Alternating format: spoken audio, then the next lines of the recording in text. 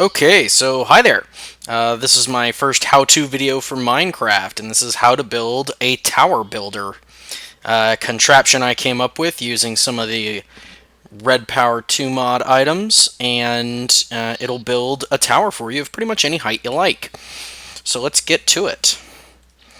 The first thing we're going to need to do is lay out our frame. I've already done this. This is going to be the outline of the circle for the tower you're going to want to do. If you don't know how to make circles for Minecraft, Google circles for Minecraft. You can make pretty much any size you want. This is the size I'm running with. You do need to make it large enough to fit some of the inside components in here, so I don't recommend going much smaller than this. So the first thing we're going to need is frames, and then we're going to need covers for the frames. So you take the frames and you lay them out just on the inside of your schematic here, your stencil.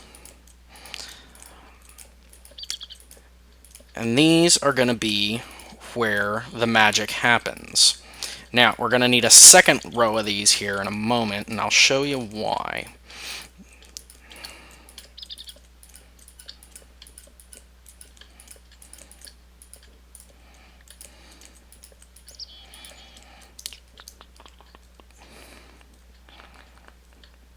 Okay, so now that you got the first layer of frames down, you have to take covers, or what are these, covers or panels? Covers, and put them over the top of it.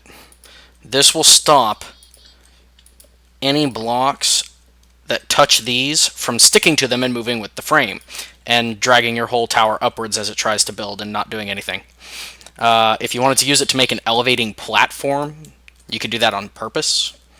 There's really a lot of stuff you can do with these frames. They're actually kind of a amazing little thing, and they're pretty easy to make. I'm not going over all the raw materials you'll need, because if you're playing with Tekkit and Buildcraft at all, and you've used frames or frame motors, you know what these are and how to make them. It's a brass ingot surrounded by sticks, and they're pretty easy to make.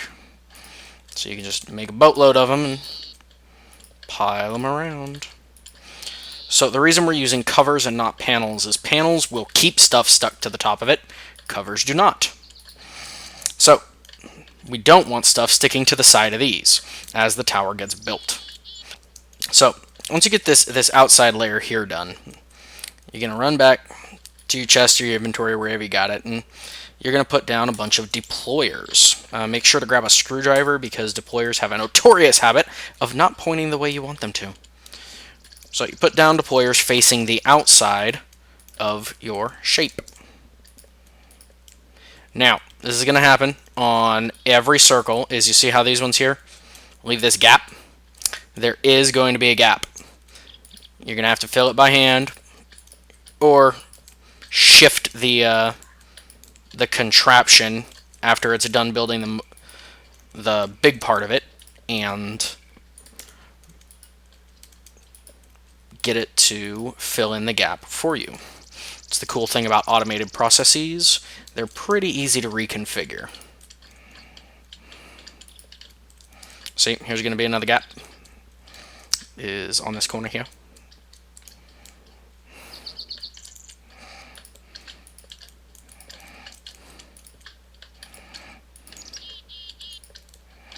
And then here's going to be the other one. So these here are going to be a gap all the way up, and you can either whip out your screwdriver and change the facing on this after you get the tower as tall as you want it to, and then have this guy fire again, filling it back in as you bring the platform back down. I'll show you how all that works in a moment. So now you got the deployers out, right? Well, deployers need power to work, so we have to put another layer behind them all, carrying redstone wire. Now, normally, when the surface redstone is on, moves, the redstone is lost. So what we're going to do is we're going to put panels on top of these, and the panels will protect the redstone and let it move with the whole structure. So let's go back to our Happy Fun chest of toys, where I've got all of this stuff all laid out like magic. And those are the covers, so now it's time for the panels. Alright, so you got to make sure the panels are laying flat. See, put them whichever way you want. That can be kind of a pain. So, got to be careful with where you're aiming.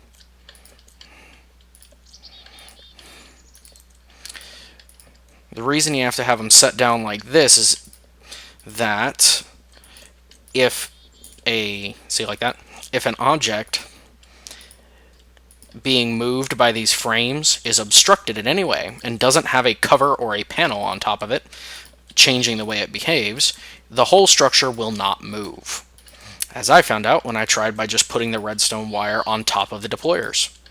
Well, because the deployers are not a cover or a panel, the wire technically obstructs them and stops the entire structure from moving.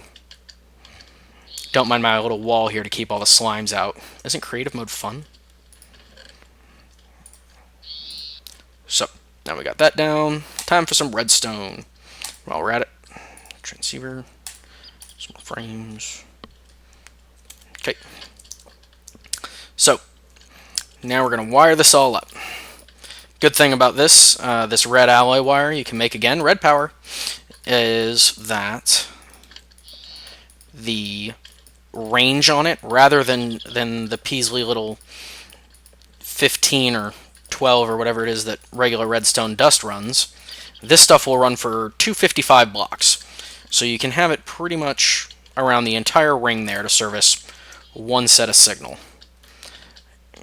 Then what you do is you throw a spare piece on here, and you put a wireless redstone receiver, and I'm going to set it to 1001 because I think that's a cool frequency. Alright, that makes it so that the piece I'm going to build here in a moment will automatically transmit the signal to this, regardless of how high off the ground it is, as it's building and tell the deployers to fire. Well, what are the deployers going to fire, Tiny? I like mossy stone, personally, so that's what they're going to fire.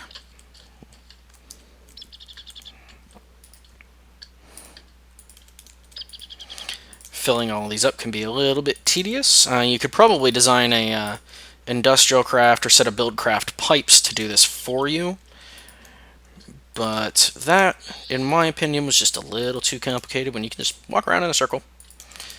And it's not particularly hard. A little bit time consuming. I might edit this part out of the video.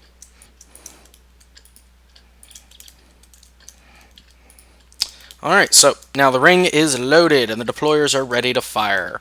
But how are they going to fire? What is that going to accomplish? Well, let's get that little piece taken care of here. So we're going to take another frame here, stick it there. Go back over to the fun box of toys, put all this stuff back in there. And we're going to grab our wireless transmitter, some blue electric solar panels, a frame motor, and some blue alloy wire to transmit the bluetricity. I'm going to use 8 of these blue electric panels. I'm not sure how many you actually need to power a frame motor. It doesn't seem like it's that many. Okay, so where you're standing when you place your frame motor is very important because these things are really tricky about their facing. So you need to take the screwdriver and you need to make it so that this arrow on the inside of it, kind of hard to see through there, is pointing up. Okay, see, he's pointing up now. So now when this guy gets a Redpower signal, he's going to move this entire structure up 1 block. The reason I built it on sand is so that when these move up, the sand just falls off the bottom of them instead of sticking with them all the way up and carrying the ground away with you. You can build it on whatever you want. Or you can build them suspended up in the air off of a platform and put more covers on the bottom of it to make the ground not stick to them. Your choice, however you feel. So, now that we got the frame motor down, he's going to need a redstone signal. What else is going to need a redstone signal is our... Oop, nope, he can't go there. Our wireless transceiver. And going to need to set up a deployer, which means this might not have been the best spot for those. We need a deployer right now.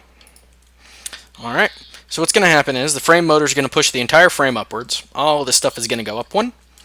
The deployer is going to pop a new frame out. And then the redstone is going to fire.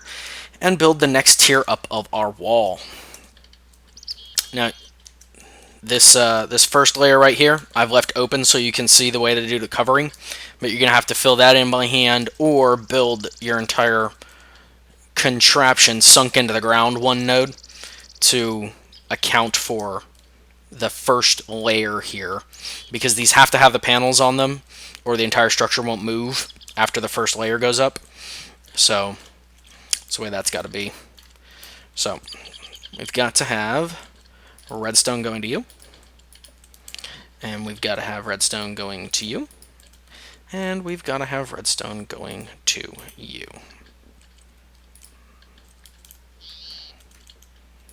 Bam. Alright, that leaves all of this space in here for wonderful little magic tricks.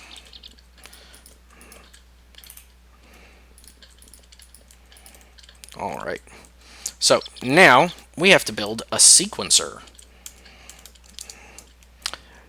If you want it to be automated, you could just put buttons and levers on them and do it all on your own, but that's no fun.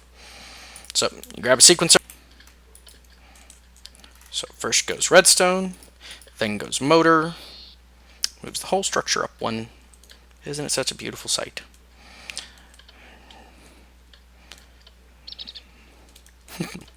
Broke that clean off. So after it does the redstone, does the deployer signal, and then it does that deployer. So we need to sync you up at 1001. There we go. And now it's up, it's running, and it will continue to build the tower as high as you want. All you got to do is drop the delay down on this guy. Drop it down to 1 second.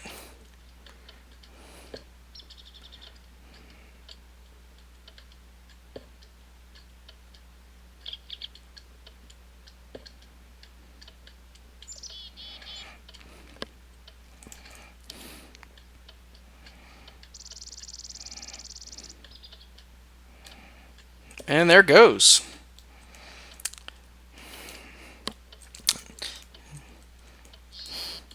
So you got to make sure that when you put the sequencer down, it's not going to start moving the frame before you're all done. And that is an automatic tower building contraption.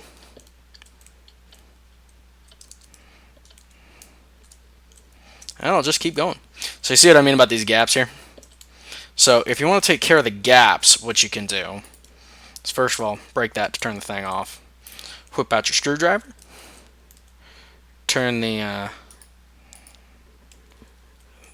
motor upside down.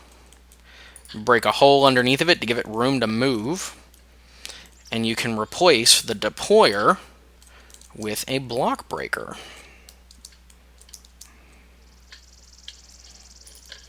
Oh, block breaker.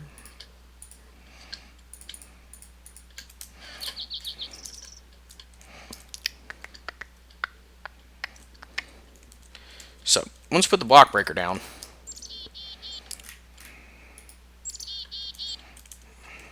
the big opening goes towards the side you want to break.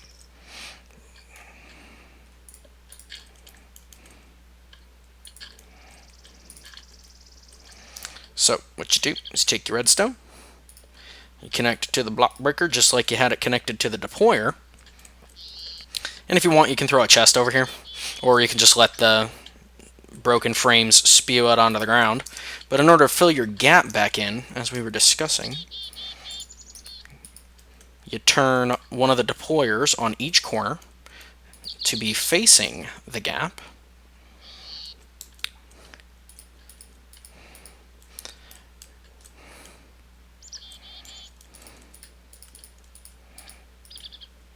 So that, as it comes back down, these deployers won't have any room to push anything, so they'll just keep coming down.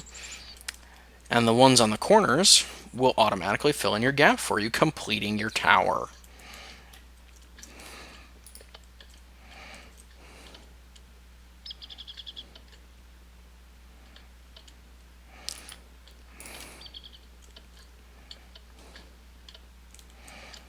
And so the broken frames spit out the back. If you put a chest there, they'll fall right into the chest. And the entire structure comes back down, fills itself back in for you.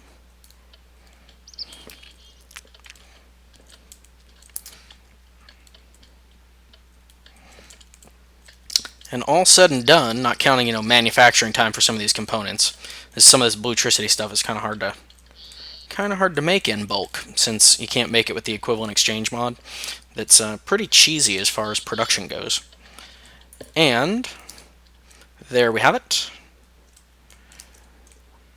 Ready-made tower with a couple of minor errors from construction faults on my part, and you can repeat this process up to any height you want. As far as I've tested these frame motors, they'll go up 200 blocks, as my first tower went. So, hope you enjoyed it, and I'll be seeing you next time. Bye.